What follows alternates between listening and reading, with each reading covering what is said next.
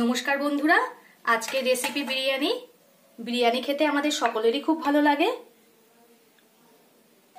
কিন্তু বিরিয়ানি তৈরি করতে লাগে বাসমতি চাল, চিকেন, মাটন, সেগুলো সবসময় আমাদের বাড়িতে থাকে না। কিন্তু আজকে আমি বাড়িতে থাকা চাল দিয়েই, মানে যে চাল দিয়ে আমরা প্রতিদিন ভাত রান্না করি, সেই চাল দিয়েই আজকে বিরিয়ানি করে দেখাবো আপনাদেরকে। কিন্তু খেতে হবে একদম দোকানের বিরিয়ানির মতো।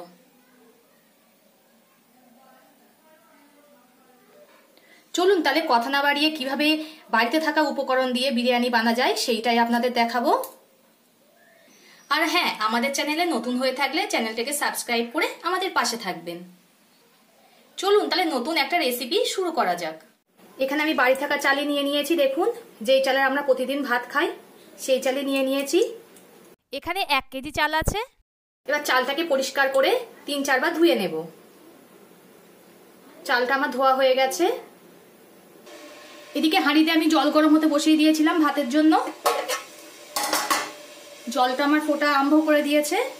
এবার বাড়ি থাকা সব মশলাই, গরম মশলাই দিয়ে দেবো। এর মধ্যে দিয়ে দেবো একটা তেজপাতা, একটু দারচিনি, 2টো ছোট এলাচকে মাঝখানে ফাটিয়ে দিয়েছি, আর দিয়ে দিয়েছিলাম লবঙ্গ, 7-8টা লবঙ্গ দিয়ে দিলাম।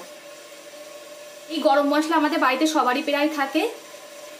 আর যে চালটা ধুয়ে রেখেছিলাম সেই চালটা পুরোটাই এতে দিয়ে দেব। চালটা পুরোটাই আমি দিয়ে দিয়েছি। ঢাকা দিয়ে ভাতটাকে ফুটতে দেব। ভাতটা আমার ফুটছে। বাসমতি চাল যেমন আমরা 70% সিদ্ধ করি, বাকিটা সিদ্ধ করি না। এতে দিয়ে দেব সাদা তেল, যাতে চালটা জড়িয়ে না যায়। এই সাদা তেলটা দেওয়ার ফলে ভাতটা ঝরঝরে হবে। ভাতটা আমার হয়ে গেছে, নামিয়ে নেব। ভাতের ফ্যানটা ঝরিয়ে নেব। নামানোর আগে দিয়ে দেব ছোট চামচের 1 চামচ লবণ। ভালো করে নাড়িয়ে একটু ফুটিয়ে নামিয়ে নেব, যাতে লবণটা ভাতের সঙ্গে মিশে যায়। এবার ভাতটা আমি নামিয়ে নিচ্ছি লবণ দিয়ে একটু ফুটিয়ে নেওয়ার পরে। কড়া বসিয়ে দিয়েছি, কড়াটা আমার গরম হয়ে গেছে। এতে দিয়ে দেব সাদা তেল। তেলটা আমার গরম হয়ে গেছে। এখানে বড় সাইজের 4টে পেঁয়াজকে কুচিয়ে রেখেছিলাম, সেটা ভাজার জন্য দিয়ে দিলাম।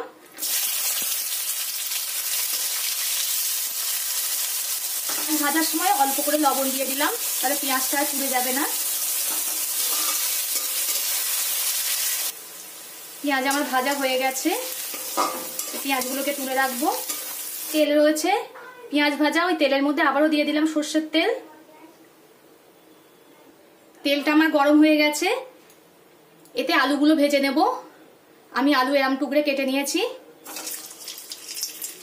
আমরা একটু বিরিয়ানিতে আলু খেতে ভালোবাসি, তাই একটু আলুটা একটু বেশি দিলাম।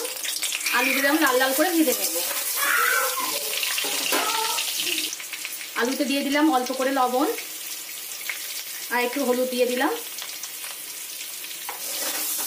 ভালো করে ভেজে নেব। আলু আমার ভাজা হয়ে গেছে। আলুগুলো এবার তুলে নেব। আলুগুলো তুলে কড়াই আমি সর্ষের তেল দিয়ে আবার গরম হতে বসিয়ে দিয়েছি। একটু ডিম বিরিয়ানি করব। 4টে ডিম সেদ্ধ করে খোলা ছাড়িয়ে নিয়েছি। একটা চাকুর সাহায্যে ডিমগুলো ঠিক এরম ভাবে মাঝখান দিয়ে হালকা হালকা করে চিড়ে দিতে হবে, যাতে ডিমের ভেতরে একটু করে মশলাগুলো ঢুকে যায়। সব ডিমগুলোই মাঝখান দিয়ে হালকা হালকা করে কেটে নেব। এবার তেলের মধ্যে ডিমগুলো দিয়ে ভেজে নেব। ডিমের মধ্যে একটু হলুদ দিয়ে দিলাম, লবণ দিয়ে দিলাম, ভালো করে ভেজে নেব। আমার ভাজা হয়ে গেছে, ডিমগুলোকে তুলে নেব। ডিম ভাজা তেলের মধ্যে আবার একটু তেল দিয়ে দিলাম, সর্ষের তেল। তেলটা আমার গরম হয়ে গেছে। এতে 2টো ছোট এলাচ আর একটা দারচিনি দিয়ে দিলাম। এবার ভেজে রাখা পেঁয়াজের থেকে কিছু পরিমাণ পেঁয়াজ এতে দিয়ে দিলাম। পেঁয়াজটা যেহেতু আমার ভাজা ছিল, তাই আমার ভাজতে বেশি সময় লাগেনি। পেঁয়াজ ভাজা আমার হয়ে গেছে। এতে দিয়ে দেব 4 চামচের 2 চামচ রসুন বাটা।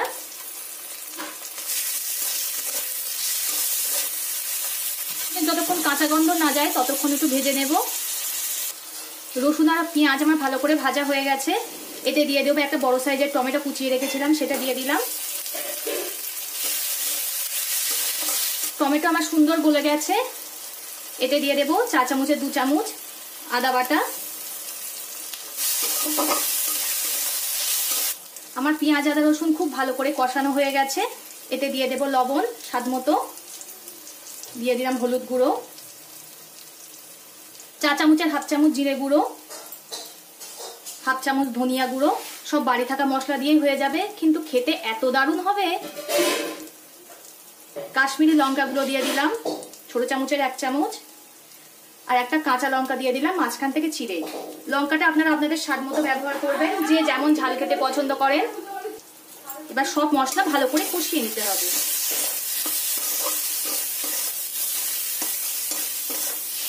এতে অল্প করে জল অ্যাড করব, যাতে মশলাটা ভালো করে কুক হয়ে যায়। একদম অল্পই জল দিলাম।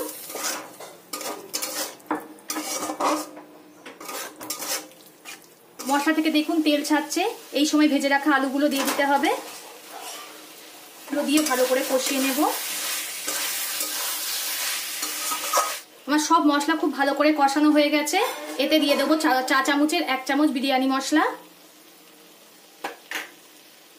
আর ভেজে রাখা ডিমগুলোতে দিয়ে দেব। যেহেতু ডিম দেওয়া আছে, একটু হালকা হাতে নাড়তে হবে, নয়তো ডিমগুলো ভেঙে যাবে। এবার এতে পরিমাণ মতো জল দিয়ে দেব।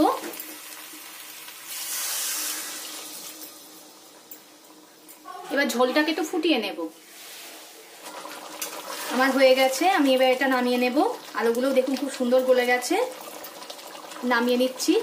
বিরিয়ানি ভাত মেশানোর জন্য আমি একটা হাঁড়ি নিয়ে নিয়েছি। চা চামচের 1 চামচ ঘি দিয়ে হাঁড়িটা ভালো করে গরম করে নিয়েছি। এখন ঘিটা একদম গলে গেছে। হাঁড়ির মধ্যে ডিমের যে কষাটা করে রেখেছিলাম সেটা দিয়ে দেবো এক এক করে।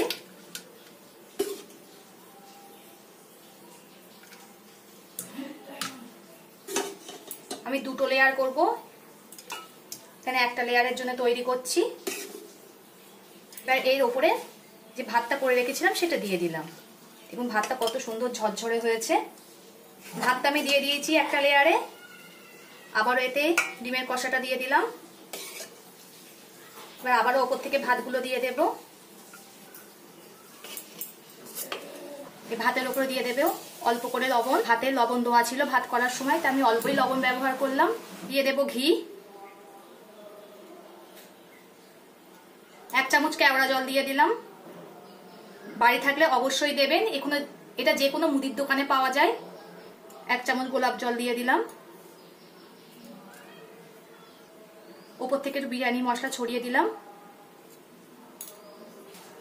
এবার পেঁয়াজটা যে ভেজে রেখেছিলাম সেটাও দিয়ে দিলাম উপর থেকে। এটা সব বাড়ি থাকা উপকরণ দিয়ে হয়ে যাবে, কিন্তু খেতে এত সুন্দর হবে। আপনারা বাড়িতে অবশ্যই একবার ট্রাই করে কমেন্ট বক্সে জানাবেন কেমন হয়েছে। সব মশলা মেশানো হয়ে গেছে।